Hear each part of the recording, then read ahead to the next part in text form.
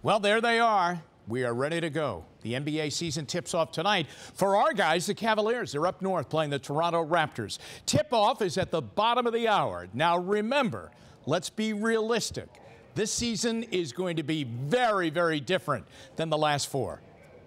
Cavs fans, welcome to life after LeBron again.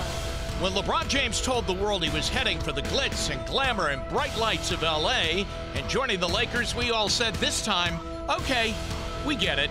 We're sad, but we thank LeBron for taking the Cavaliers to that 2016 NBA championship and then a victory parade that will go down in Cleveland sports history. Tonight, though, it gets real. We watch a team that will not be playing basketball in June, and that's not a tough prediction to make. Head coach Ty Lue is probably a bit more relaxed now than when he had the pressure of coaching the best player in the world. Now we see what he can do with a young roster.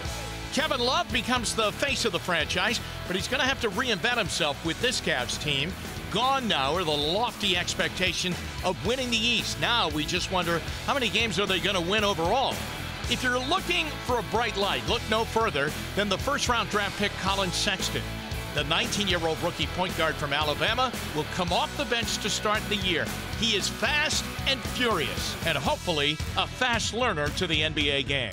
So for the past 4 years, Cleveland has represented the East in the NBA Finals. Now, we do not think that's going to happen this season. It definitely looks like there is a new beast in the East, and they're named the Boston Celtics, with Toronto and Philadelphia trying to catch them. And if the Cavaliers hit the month of February in the trading deadline and they're out of the picture, then look out. They could be a trader and make a lot of moves. That's a couple of months down the road.